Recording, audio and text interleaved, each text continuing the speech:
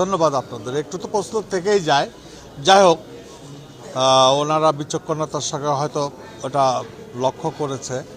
এখন সত্য মিথ্যা সেটা আমি যাচাই করি, যেহেতু আমার এলাকায় যারা দিচ্ছে স্বপ্রণোদিতভাবে ভোটাররা স্বাক্ষর দিয়েছে, তারা আমার অফিসে এসে দিয়েছে, আমাকে কোনো দাঁড়ে দাঁড়ে গিয়ে নিতে হয়নি, এবং আইডি কার্ডের ফটোকপি সহ তারা দিয়ে গেছে। যাই হোক, এখন বিজ্ঞ নির্বাচন কমিশনার যাচাই বাছাই করে কোন তথ্যের ভিত্তিতে এটা পেয়েছে জানি না।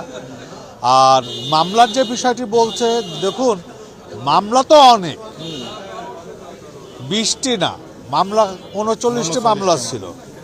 এখন মামলা তো আমরা ফেস করেছি, অনেক মামলা আদালতে শেষ হয়ে গেছে, মামলা তো আজকের থেকে না।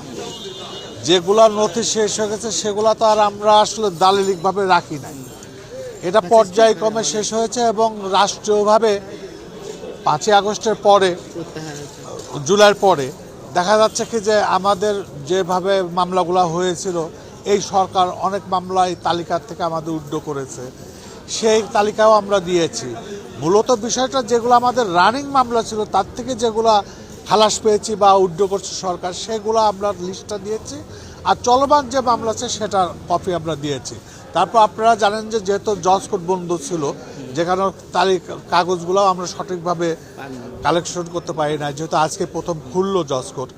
এখন আমরা দেখে আমরা সবাই বসবো, বসে যাচাই বাছাই করে তথ্যগুলো আসলে কতটুকু সত্য, আমরা আপিলেও যাব, পাশাপাশি হাইকোর্টেও এটা নিয়ে আমরা ভোগ করবো। ধন্যবাদ।